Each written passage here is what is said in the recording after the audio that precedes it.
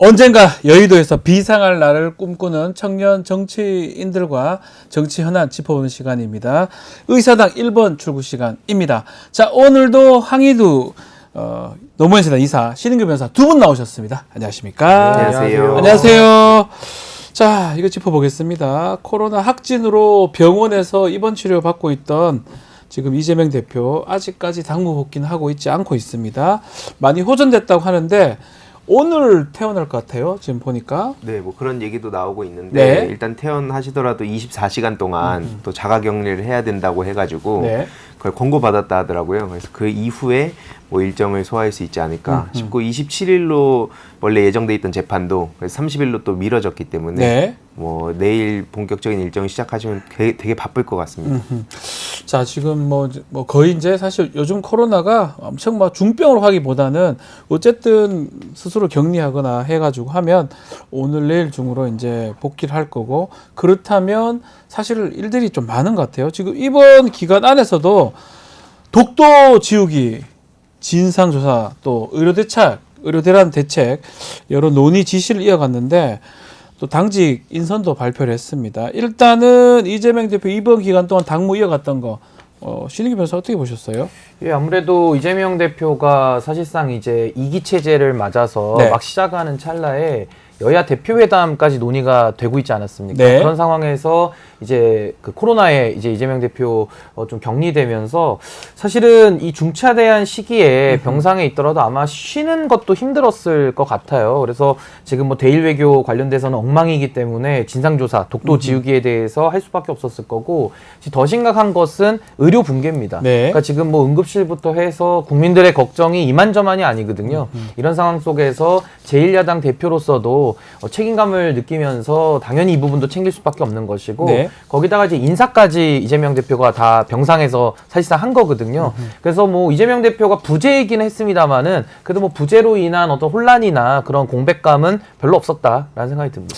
그러니까 두 가지가 커 보입니다. 독도 지우기 부분하고 그리고 지금 의료 대란 부분, 이게 지금 현안 같기도 합니다. 그러다 보니까 이재명 대표가 병상이 있지만서도 이건 챙겨야 되겠다 이렇게 생각한 것 같아요. 왜냐면 당장 특히 추석이 한 3주 정도밖에 안 그렇죠. 남았는데 그럴 때 응급실 또 막 평소보다 2배 더 많이 사용한다 하지 않습니까? 그러니까 지금 되게 심각한 상황인데 그냥 정부는 여전히 계속 해왔던 대로, 그러니까 계속 비판을 받았음에도 불구하고 변화를 안 주고 있기 때문에 지금 계속 이렇게 적극적으로 대응에 나선 거라고 보고요. 네. 결국에는 뭐 독도 지우기 관련해서도 뭐 이거는 지금 계속 많은 분들이 지적을 했기 때문에 자세히 그 사례를 얘기하지는 않겠습니다만 네.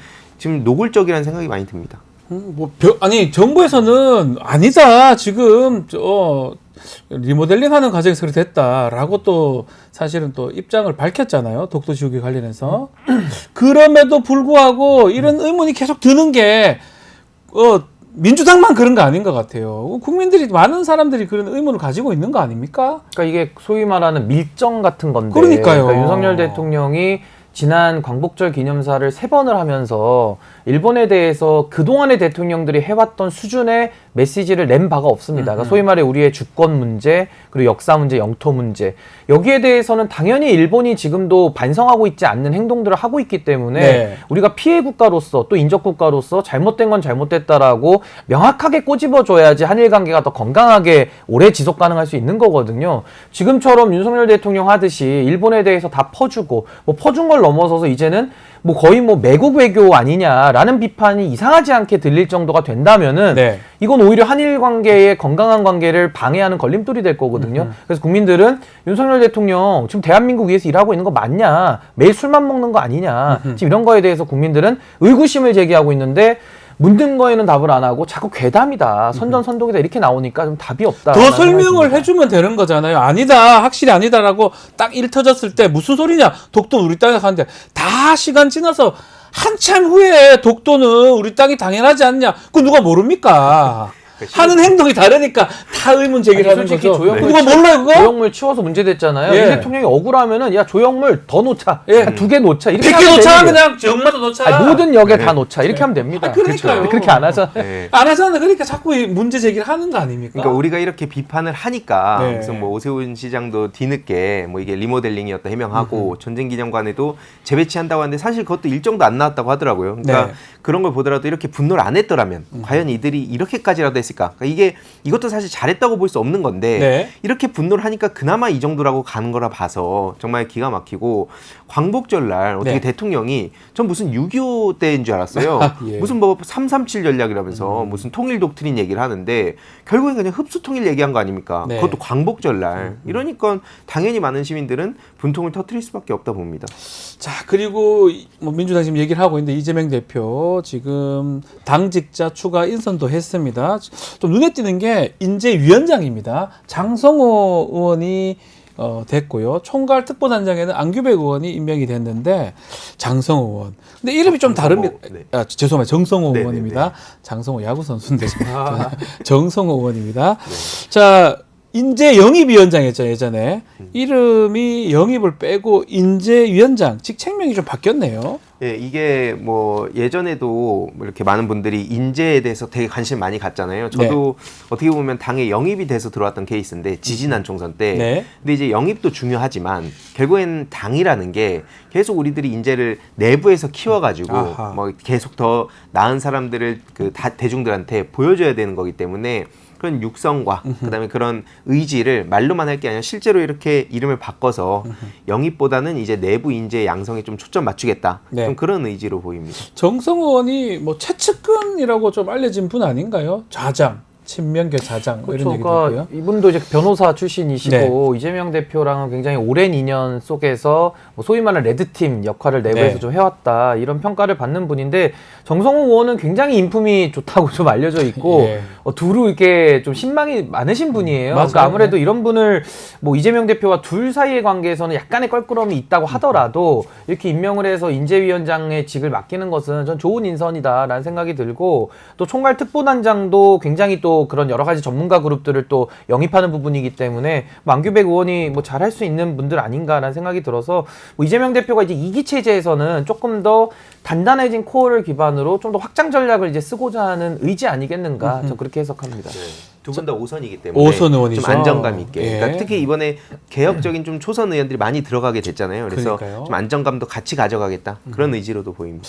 그렇죠. 그렇게 보이고 자 인선 관련해서는 좀 호남, 광주, 전남 쪽에 홀대론이 계속 이어지고 있는데 일단은 충청과 또 경상도 인사 챙겼습니다. 김태선 의원, 대표실 수행실장, 또 수석 사무부총장의 이모선 의원이 지명이 됐습니다. 충청 쪽입니다. 자 광주, 전남 인사가 빠졌던 거 결국은 지명직 최고위원회 호남 인사를 좀 지명하겠죠? 아무래도 어떻게 될지는 아직까지는 네. 모르지만 그럴 가능성이 높아지지 않았나 싶기도 합니다. 뭐 이따 뒤에 또 얘기가 나올 앞으로 그 보궐선거 관련해서도 또 이게 연관이 되기 때문에 뭐 그럴 가능성이 높아지지 않나 싶은데 아직까지 뭐 얘기 나오는 건 전 없는 것 같더라고요. 아직까지 호남 쪽 누가 저 지명직 최고위 될지 네. 그 부분에서 얘기가 안 나오고 있는데 자 지금 10월 달에 재보궐 선거는 지금 눈에 띄는 게 호남 지역이에요. 곡성하고 이제 두 군데서 아마 좀 유력한 선거가 될 것 같은데 특히 민주당하고 조국혁신당 경쟁이 본격화됩니다. 곡성 영광인데 두 군수 자리인데 자, 이 두 군수 보궐선거, 재보궐선거 민주당 조국혁신당한테 어떤 의미로 봐야 됩니까? 이게 텃밭 전쟁으로 또 읽혀지기도 합니다. 근데 이제 네. 뭐 재보궐 선거니까 나름대로 지금까지 누적되어 그러니까 총선 이후에 그 호남의 민심을 한번 평가해 볼 수 있다라는 것은 좋은 기회고요. 그렇죠. 근데 다만 이제 재보궐 선거의 특징상 국민들의 참여가 그렇게 높지는 않거든요. 그래서 네. 이게 아주 정확한 지표가 되긴 또 어려운 단점 한계도 있다. 근데 지금 이제 여론조사 결과를 보시면은 이 이제 갤럽 기준에서 지난주 조사인데 광주 전라에서 민주당에 대한 지지율이 호남 지역에서 52% 나오고요. 조국혁신당에 대해서 17% 지금 나오고 있습니다. 그러니까 지금 상황에서 재보궐선거 치르더라도 아마 민주당이 저는 승리를 거둘 것이다. 물론 조국혁신당도 나름의 뭐 보전을 받는, 그러니까 선거비 보전받는 정도의 유의미한 득표는 이어갈 걸로 예상은 돼서 저는 뭐 이번 재보궐선거를 통해서 호남에서 그럼 누가 더 주도권을 갖느냐라고 봤을 때 좀 민주당이 조금 더 우위에 있는 형국가 아니겠는가. 네. 그러니까 조국혁신당이 선거 이후에 지금까지 한 6개월을 평가해 볼 때 그렇게 유의미한 지금 존재감을 드러내지는 못했거든요. 아하. 그래서 저는 국민들께서 나름의 호남에서 누구에게 주도권을 줄 것이냐 그런 평가가 부분적으로 이루어질 것이다 그렇게 생각합니다. 자, 지금 짚어주신 것처럼 일단은 그래도 호남에는 민주당이 좀 더 나은 편인데 뭐 이거는 뭐 전망이고 뭐 가정이긴 하지만 만약에 조국혁신당이 승리를 한다 이렇게 되면 민주당이 상당히 곤란해질 것 같아요. 근데 뭐 앞에 말씀 주셨듯이 사실 이게 다수의 국민들은 사실 잘 모르거든요. 그 지역에 계신 분들, 그것도 정치 고관여층 분들이 가장 중요하게 생각을 하고, 물론 이제 중요하지 않다는 게 아니라 생각보다 이것 때문에 뭐 어떻게 됐다, 민주당이 뭐 졌다, 이게 일부 뭐 언론이라든지 아니면 국힘 측에서는 그걸 또 좋아할 수 있을지 모르겠지만 네.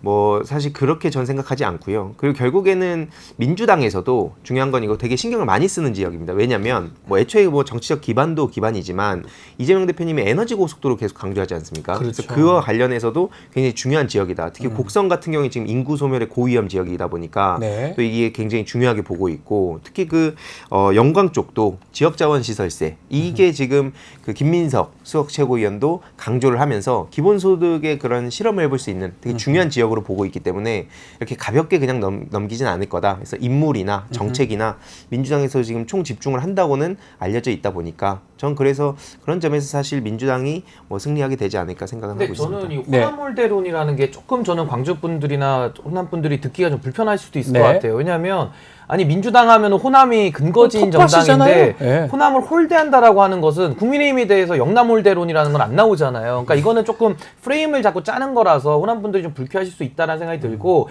다만 호남에서도 정치에 경쟁이 없다. 그러니까 일단 독점 체제라는 거는 그 저는 의미로. 당연히 이거는 이제 호남 분들이 좀 목마름이 있을 것이다라는 생각이 들어서 지금 광주 호남 쪽에 전라도 쪽에서는 호남 홀대가 중요한 게 아니라 누가 이길 수 있느냐, 누가 수권 능력을 가지고 다음 정권을 가져올 수 있겠느냐, 전 여기에 더 관심이 있다고 보거든요. 네. 그러니까 지금도 아마 그 호남 지역에서 민주당, 조국혁신당 두 당이 경쟁을 하면서 유의미한 정치의 발전을 좀 보여주면 좋을 것 같고, 결과론적으로는 수권할 수 있는, 그러니까 국민의힘의 집권을 막을 수 있는 저는 그런 대안까지 좀 제시해주기를 지금 바라고 있는 거 아닌가, 저 그렇게 생각합니다. 약간 뭐 국민의힘 입장에서 영남 지역이 그 의원들이 뭐 좀 죄송한 표현일 수도 있지만 치열하지는 않은 것 같아요. 경선만 통과하면 사실 당선이 쉽잖아요. 호남도 마찬가지예요.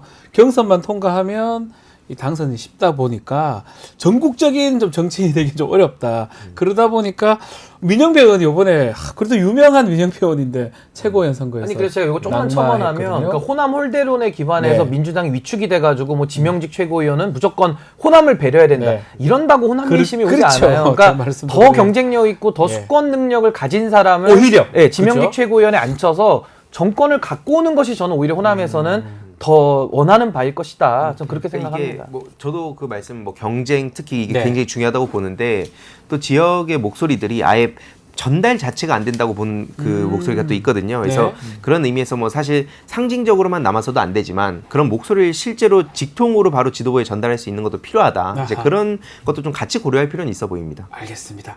자, 그리고 좀 눈에 띄는 게 정치 행보 재개를 예고한 김부겸 전 총리 행보입니다.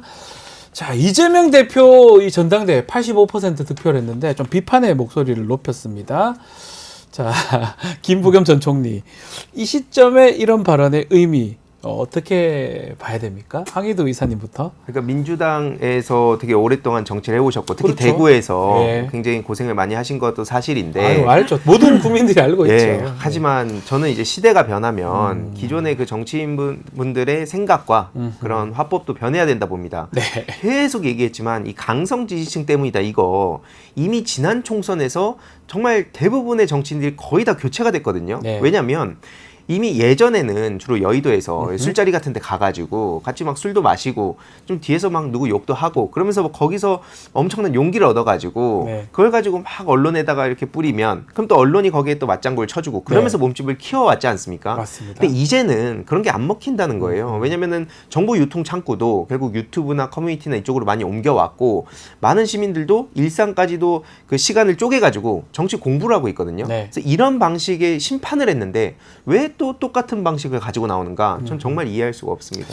이 김부겸 전 총리가 아마 좀 김경수 전 지사를 또 염두하던 발언 같기도 하고 또 한편으로는 글쎄요. 저는 정치 고관여층이 있는 게 그게 불편한가요? 국민의힘도 마찬가지고 민주당도 그렇고 또 이번에 최고위원 선거라든지 그리고 민주당 그 당대표 선거 보면 뭐 결론을 또 가정은 어떻든 간에 결론이 보면 그 고관여층이 작동한다는 거거든요. 상당한 수가 있다는 거잖아요. 그러면 일부 소수의 어떤 강성 지지자가 지지층이 모든 것을 장악한다. 이런 논리는 안 맞다는 생각도 들고요. 어떻게 근데 봐야 저는 됩니까? 강성 지지층, 뭐 열성 지지층이라는 분들, 그러니까 고관여자들이죠. 네. 이분들이 존재하는 게 현실 아닙니까? 아 있잖아요. 있는데 그리고 많으면 많고. 존재하면 안 되는 건 아니잖아요. 그렇죠. 그 국민의힘도 존재하는 게 마찬가지고. 아니, 당연한 거 아닙니까? 네. 당연히 고관여자가 있으면 중간 관여자가 있고 네. 저관여가 저관여층도 있고 있고, 무관심층도 있고.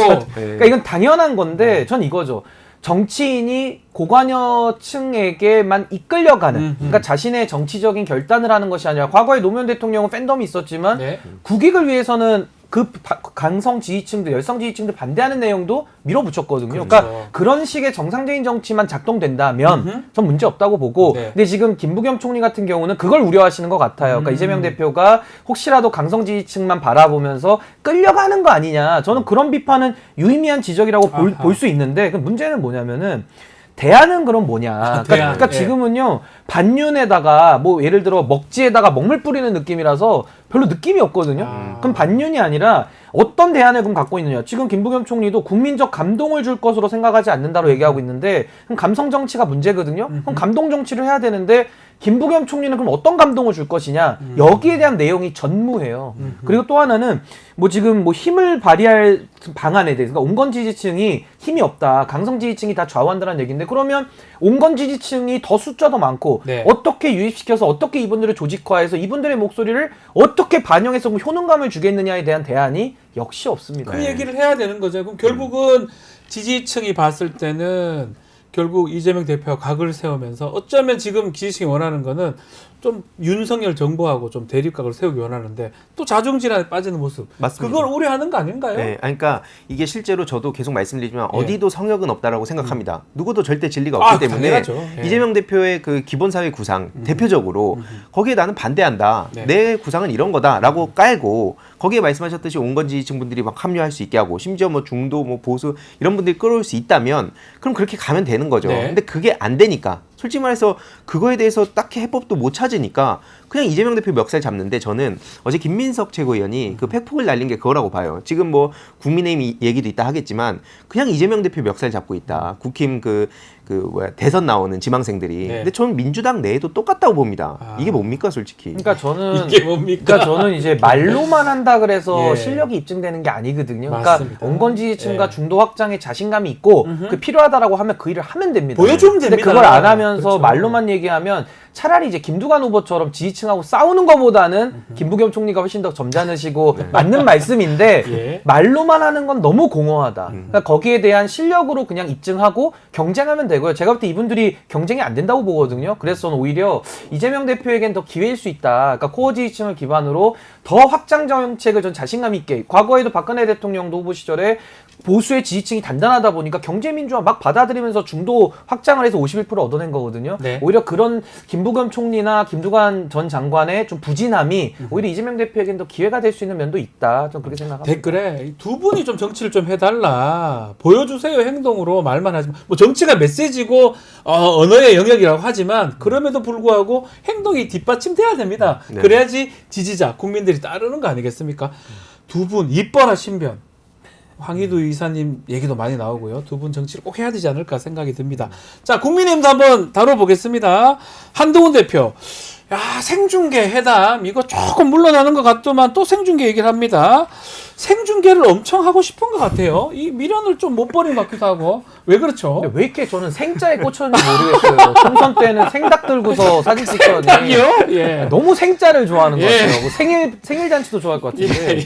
그래서 저는 자꾸 생중계에 좀 집착적인 모습을 보였는데 뭐 여러 의도가 있다고 봅니다. 이재명 대표와 이제 투샷을 잡고 싶었을 거고 아무래도 토론에 본인이 능하다고 생각하는 것 같아요. 그런 것 같아요. 아, 나는 폭로도 잘하고 나는 뭐 옛날 검찰 시절에 캐비넷도 많이 갖고 있으니까 아는 알고 것도 있으니까. 많다. 물론 국민들이 좋아하진 않지만 본인 스스로 나르시시즘에 빠져 있다 이런 생각이 네. 들고 더 중요한 거는 한동훈 대표는 지금 살려달라는 호소입니다. 우리가 너무 좀 외면해서 그런데 한동훈 대표는 지금 윤석열 대통령하고 너무 껄끄럽거든요. 그러니까 회담을 통해서 물밑에서 나누게 되면 오히려 윤석열 대통령한테 가서 한 소리 들을 수밖에 없으니까 그럼 스트레스 더 받잖아요. 그쵸. 그러니까 그걸 방지하기 위해서 그냥 차라리 공개하자. 이러면 본인도 면피가 생기잖아요. 이거 그러면 생중계 얘기를 자기 살려고. 윤석열 대통령 보여주는 얘기라고 봐야 돼요. 그러니까 자기 보호죠. 그러니까 내부- 윤석열 내를 대통령이 보호하기 위해서. 가서 나중에 네. 딴소리 안 하도록 네. 악수하는 장면부터 악수하고 나오는 장면까지 저는 모든 그 거를 찍은 거 그대로 찍힌가요, 대통령님? 이렇게 하려고. 그렇죠. 그러니까 더하고 뺄 게 없다. 이제 요거를 입증하기 위한 본인의 야. 증명 네. 책임 아닌가. 좀 안 됐어요, 사실은. 한편으로는 그러네요. 그리고 마지막으로 이재명 대표는 좀 여유가 있고 자신감이 보이잖아요. 왜냐면 네. 당권을 잡았기 때문인데 네.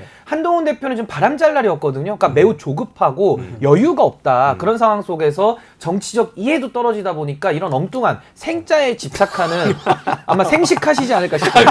생자에 오늘 집착하고. 세게 말씀하십니다. 생자. 생각 좋아하지 않았어요? 네, 네. 생자 그때 들고 온 거 아, 기억나시죠? 기억나시죠? 역대급 사진. 예. 그 지금 가장 본인 한동훈 대표 입장에서 걸리는 게 뭐 누가 뭐래도 최상면 특검법 아닌가 생각이 들어요. 네. 민주당에서 또 얘기를 했거든요. 이거 좀 하자. 뭐 하느냐. 너 당신 공약한 지 오래됐지 않느냐. 왜 지키지 않느냐. 법안을 해라. 10명 못 모으냐. 등등의 얘기를 좀 하고 있는데 한동훈 대표가 이렇게 얘기합니다. 정 급하면 민주당 니들이 만들어서 줘라. 독소조항 빼서 대법원장 추천할 수 있도록 이런 얘기를 하는데 이건 어떻게 봐야 됩니까? 이 앞에 말씀 주셨듯이 그 나르시즘에 아, 빠져가지고 참. 본인은 막 이렇게 얘기하면 사람들이 진짜 속는다고 믿는 것 같아요. 진심으로. 네. 근데 본인이 한다 그래가지고 그래 그럼 너가 얘기한 거니까 어느 기한 잡고 그때까지 해 라고 했는데 아까 그 말씀하셨듯이 10명을 또 못 모으니까 아니 그게 현실 아닙니까? 아니 그리고- 모으려고 모을 수 있는 거 아닙니까? 근데 안 됐다는 안 거잖아요. 되는 심지어 아니, 뭐 63% 지지가 있는데 왜 못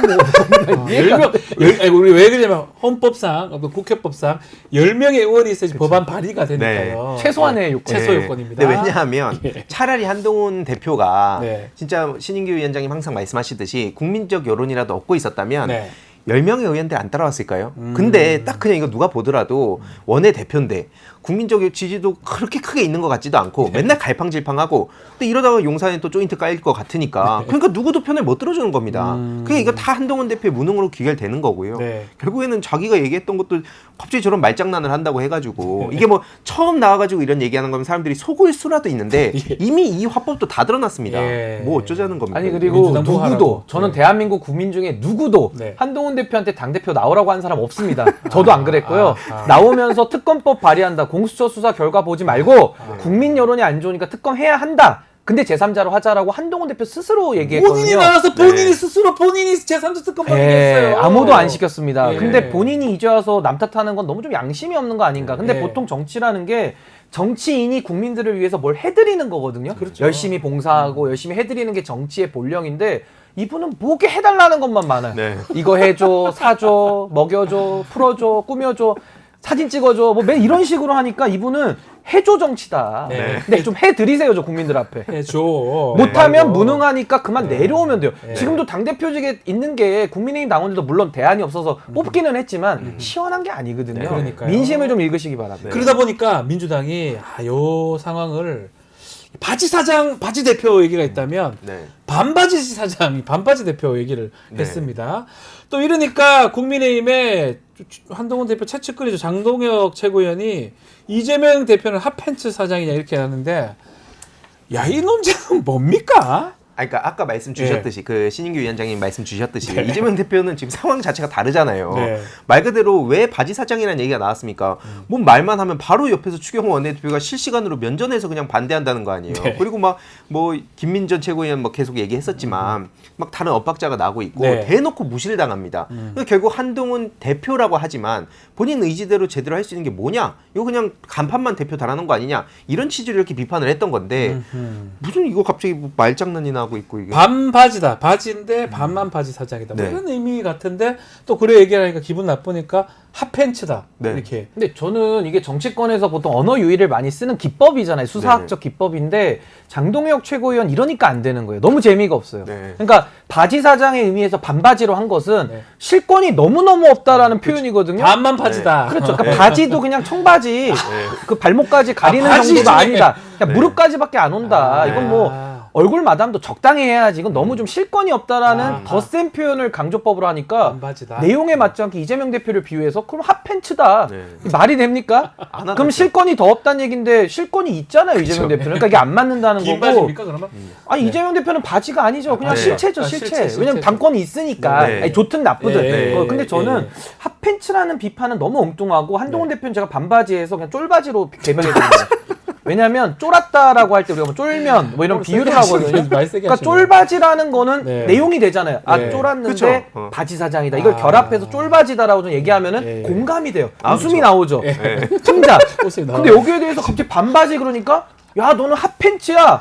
네. 뭡니까 이게 안 네. 맞잖아요 내용이. 맞아요. 그러니까 장동혁 최고위원은 좀 드립학원을 좀 수강을 하길 바랍니다. 이게 너무 안 신규 맞습니다. 위원장한테 배워야 될 것 아니 같아요. 오늘 어록이 많이 공짜로 나옵니다. 공짜로 과외해드릴게요. 제가. 생닭 얘기하더만 생중계 얘기를 쫄바지. 하지 않나. 네. 반바지가 아니고 쫄바지에 가깝다. 이렇게. 왜냐면 이게 얼마나 그러니까 자기들도 이게 공부를 안 하고 철학이 없으니까 저런 건데 아하. 그러면서 동시에 일극 체제라고 까잖아요. 네. 뭡니까 도대체 이게 그러니까요. 일극 체제로 독주를 한다는 겁니까? 아니면 그냥 바지 사장 뭐 핫팬츠 사장이란 겁니까? 이게 안 맞잖아요 이게. 맥락이 안 맞아요. 네. 그냥 말장난하는데 그걸 하려면 그 언어의 유희를 담아서 해야 되는데 그렇죠. 두 분 말씀. 그러니까 웃음이라는 게 예. 재밌어서 나와야 되는데 이건 좀 네. 헛웃음이 나오잖아요. 왜 이러는가. 네. 내용이 안 맞는 핫팬츠가 왜 갑자기 나오냐. 뜬금없이. 왜 그냥 팬티라 그러지 팬티. 무슨 핫팬츠입니까? 더 짧게 가지 뭐. 사각 팬티 어떻습니까? 알겠습니다. 자, 뭐 대표회담은 뭐 할 것 같긴 합니다. 그렇지만 의제, 방식 좀 달라 보이긴 한데 문제는 9월 달이 계속 대정부 질문도 있고 추석 연휴도 있고 근데 추석 전에 만나야 되는데 후에 만난다. 이것도 좀 의미가 달라질 것 같고요. 어떻게 좀 전망합니까? 그러니까 보면은 28일에는 예. 국회 본회의 또 중요한 안건들이 있고 29일에는 국힘에는 뭐 연찬회가 있다고 민주당도 워크숍이 있기 때문에 사실상 8월 안에 만나는 건 어려울 것 같고 네. 그러면 이제 뭐 9월에 그러니까 최대한 빨리 만나야 되는 시기다 보니까 뭐 9월 추석 전에 만나게 될지는 모르겠습니다만 네. 최대한 아무튼 9월 초에 빠르게 일정을 잡으려고 하지 않을까 싶습니다. 왜냐면 워낙 지금 중요한 사안들이 많고 아까 뭐 의료 대란부터 시작해서 민생도 지금 막 가계부채 문제라든지 심각한 게 한둘이 아니기 때문에 너무 많은데. 네, 지금 빨리 만나려고 하지 않을까 싶습니다. 추석 전에 만나는 게 맞죠. 하려면 그때 해야 되겠죠. 아니 하려면. 근데 이제 한동훈 대표는 지금 전략이 다 꼬여버렸어요. 예. 그러니까 거의 뭐 숨이 턱끝까지 차오른 그런 조급함과 아주 절박함이 느껴져서 좀 예. 안 됐긴 한데 왜냐면 한동훈 대표의 전략은 생중계를 해서 이재명 대표랑 투샷 잡고 전국 주도권 한번 끌고 추석 밥상 좋아하니까 추석 밥상에 올리겠다 이거였는데 다 꼬였죠. 꼬였다. 이재명 대표도 코로나가 뭐 그건 뭐 원해서 걸린 게 아니니까 어쩔 수 없는 상황이고 지금 윤석열 대통령하고 한동훈 대표가 먼저 지금 30일 정도에 지금 만난다라는 얘기도 나오고 있잖아요. 네. 그렇게 되면 전국 주도권을 또 윤석열 대통령이 가져가 버려가지고 모든 힘을 또 대통령이 블랙홀처럼 빨아들이는 빨아들일 이러면서 수 또 있네. 국정브리핑 나온다는 거 아닙니까? 나온다는 그러니까 거죠. 한동훈 이번 대표는 주에. 한 달 동안 한 것도 없는데 예. 다음 다가오는 추석 있긴 한 달도 또 할 게 없는 거예요. 아. 그러니까 이제 요 지금 핫팬츠 같은 언어 장난이나 하고 있고 할 게 없는 거예요. 재미도 없고 그럼 지지율 자꾸 떨어지지 않습니까? 네. 지금 정당 지지율도 나오고 있고 한동훈 대표도 이재명 대표랑 둘이 놓고 1대1로 가상 대결 붙여도 계속 지금 떨어지고 있어요. 그러니까 네. 한동훈 대표는 더 위기감이 올 수밖에 없고 이럴 때 정신 차리고 더 정도의 길을 가야 되는데 네. 이분은 더 정도가 아닌 길을 갈 거기 때문에 앞으로 저는 한동훈 대표가 언제까지 대표직을 수행할 수 있는지가 좀 관건이다. 좀 그렇게 봅니다. 알겠습니다. 자, 오늘 의사당 1번 출구는 여기서 마무리를 하겠습니다. 황희두 이사, 신은규 변호사 두 분과 함께 했습니다. 오늘 말씀 감사합니다. 감사합니다. 고맙습니다. 아유.